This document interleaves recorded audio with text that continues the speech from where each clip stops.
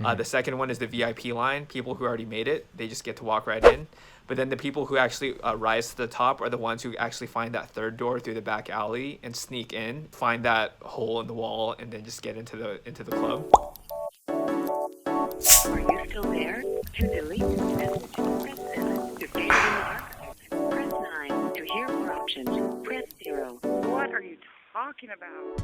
So that is something that a lot of people ask is, do you need a graduate degree? Well, you and Jay both were able to become data scientists without a graduate degree. You, so much so, 7 times over, right? So quick question. Have you ever been passed over for after the first or second interview because you didn't fit the right amount of experience? And have you ever applied to jobs that strictly said you must have a master's to apply? Oh yeah, all the time. I always apply it. I literally just ignore the PhD or master's required line. I just apply for it because I think that it's I think it's in my mind it's just I just ignore it and I just apply for it. I think that it really depends on the company. Like some companies really do want you to have a PhD. I would say an example is a company like Netflix. Most of their data science hires are PhDs. And I think you also want to kind of be cognizant of the type of team you would be joining. Like, are you joining a team full of PhDs, or are you joining kind of a mix of people with different backgrounds? And I think one's not better than the other. I just think that if you join a team of PhDs, they're just going to be very, very technically strong and very, very theoretical. And you would definitely get to learn a lot on that technical component. I would say, but comparing that to say somebody who's a little bit not necessarily a PhD, they might just have much more intuition on the business side, be more product focused. So I also really think, it really depends on the type of team that you want to join. Also what your skill set is. Also what kind of part of the product do you want to be working on? Do you want to be doing more machine learning research, or do you want to be help drive product decisions? I think that there's a bunch of variables in there that really depend on what your preferences are and where your skill set is and what you would be just a better fit for. Interesting. Well, back to my one of my earlier questions, which is, have you ever been passed up because they said you need this much experience and you didn't have it? I probably have. I would say a lot of times, companies just don't really tell you what the reason why they rejected you, which does annoy me a little bit because, you spend all this time trying to apply and do all this work for them and they just give you an automated rejection email. Right. But I would say that, they would probably just usually reject me up front because the recruiter can usually have some sort of sense of what the hiring manager is looking for. And if I didn't have it, I actually prefer just to get rejected up front because, when you're recruiting, it definitely sucks when you do get rejected. But you also don't want to go into a situation where you have misaligned expectations with whoever you're working with. So in a way, sometimes it's kind of hard, especially during COVID, getting rejected a lot and, having to keep trying. But sometimes it is a rejection can be a good thing where you're not going to go into a situation where you're expected to be doing it this one way, but you just don't have the skill set to do that. So I think, that's kind of my just overall thoughts on that. I've been in a very similar space in terms of the full-time grind earlier this year. And I was fortunate enough to also be employed during the global pandemic. What about someone who is having less luck and the kind of struggle that you just described? What would be one change in the way that they're applying or the way that they're learning that you would suggest to them?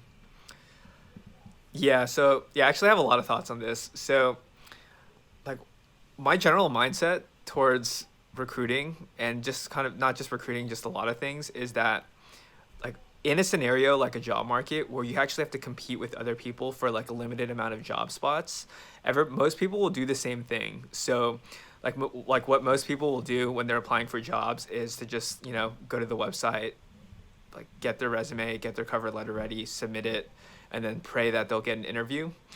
And that's the thing, is that most people are doing that. And it's just much harder. And for somebody like me, I don't have a PhD, and if I'm competing with somebody with a PhD, it's clear I'm not going to win on paper. It's just it's not going to happen if I'm applying just exactly how everybody else is doing it. So I actually recommend just trying to go through a different door. So there's actually a great book called The Third Door by Alex Benayan, where he talks about a lot of people who become successful. There's like 3 lines. The first line is somebody who lines up in the front, like they try to get into a club, they line up at the front door. The second one is the VIP line, people who already made it, they just get to walk right in. But then the people who actually rise to the top are the ones who actually find that third door through the back alley and sneak in, find that hole in the wall, and then just get into the club. And I actually think that concept applies a lot here, because most people are trying to get a job through the front door. And I actually think, I'm thinking about how can I actually do what everybody else is not doing. And I think, the common advice is you should get referrals. And referrals is actually one way of getting through the front door.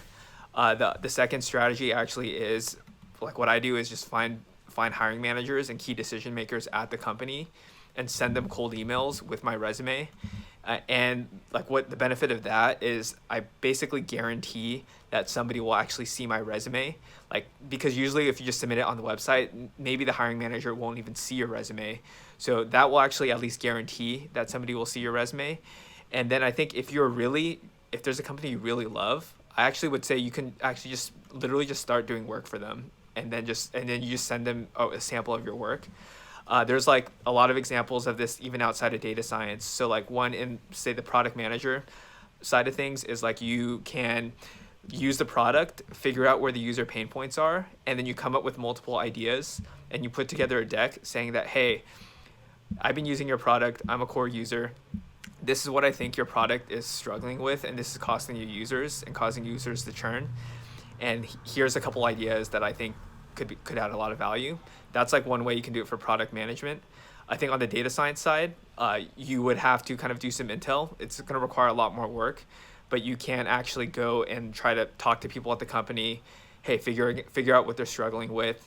I don't know, like on the data science side, they might not have great ETL pipelines, or they wouldn't have a great way of managing all the different clusters across, like they're using like a bunch of EC2 instances that is not managed well. Then you can say, okay, like I know this pain point, I know this problem they're trying to solve. What ideas can I come up with to try to solve some of these problems? And I can guarantee you that nobody does this. Like, even if if this video gets millions of views, most people won't do it. So that is actually a good opportunity for you to go through that third door. So, and yeah, that's kind of my initial thought on it. But I think that like, don't even limit yourself to like those 3 ideas. Like, figure out, there's always like a different way of getting in. It's just much harder and just requires you to think a lot more outside the box. This is so interesting because I don't think you talked about this third door in this article. No, I didn't. I think it was kind of out of scope of that article. I feel like this is so interesting. Can you tell me, out of the 7 offers, how did you do this same third door technique? So one of the things in my articles was that once you have in the door? Yeah, once you have your experience, you actually can get in through the front door. So let's see. So for Spotify, I actually had a friend working there, so she did refer me. I would say at Apple, I had it was kind of complicated. I kind of had a relationship with a recruiter, so I just reached out to the recruiter. Disney, they actually reached out to me on LinkedIn, so I think that there is a benefit of having some experience. But I would definitely say that when I had smaller years, when I had basically 0 years of experience, I definitely used this approach. And I think in the beginning I actually got maybe two offers, yeah, from using this type of approach. Yeah. Wow. Thank you. That is more valuable than a college degree. Well, how about, I think we've traversed all the way up the funnel, the backwards of the funnel to the very beginning. Mm-hmm. So when you started this journey, you probably didn't have this article in mind of trying to get as many job offers as possible and then crunch the numbers. What were you trying to do?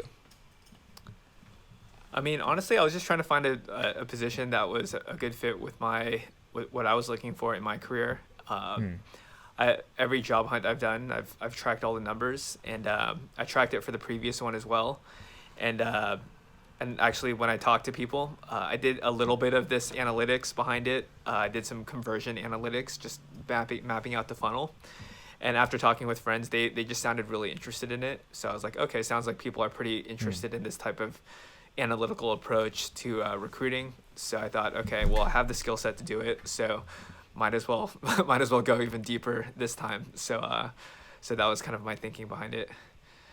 You ever thought about starting a company about this kind of stuff? Like doing it like interview analytics. Yeah. Yeah, I mean, like, haven't really thought about it that much, but it does seem like there is a bit of an appetite for it. But yeah, but I haven't really thought about it too much. But yeah, maybe I'll have to let that idea percolate a little bit. Third door with Jeff Lee. I think that would be pretty cool. Yeah, we'll see what happens. Jeff, I want to plug your amazing website. When did you start this JeffLeeChronicles.com website? I started it like a couple years ago. You know, I've always been kind of on and off with blogging. I think this year I haven't blogged too much, but you know, it's like just like a general website. Just anybody that wants to get to know me, get into contact with me, or and it's also just like a vehicle for me to just share what I learn. And I just find that whenever I learn something valuable, it's good to actually write it out, because it does help me internalize what I'm learning a lot more effectively, and also being able to share it with others and have it, like, you know, help them solve whatever problem they have. I think it's just like a win-win on both sides. I think that's incredibly interesting. Everyone head on over. He even has a newsletter on the bottom of the website where you can sign up and hear from him. I think that's a great way to keep up with his life. I honestly was inspired by his 12 months and 12 skills article. I think that's a great place to start. And honestly, I feel like his, not only is his mind crystal clean with how he wants to structure his thoughts, but also I think his lifestyle is something to be admirable and replicated. And he's showing you how with his website. Yeah, my website is jeffleechronicles.com. Lee is spelled L-I. And then you can follow me on Twitter. I've just kind of started getting on more on Twitter. Jeff M L-I. So Jeff M as in Mary, L-I on Twitter. And yeah, otherwise nothing else. And yeah, feel free to reach out to me. Happy to help out in any way I can. Jeff is the man. And thank you so much for coming on. Cool. Yeah, thank you for having me. Are you still there? To delete this message, press 7. To save it in the archives, press 9. To hear more options, press 0. What are you talking about?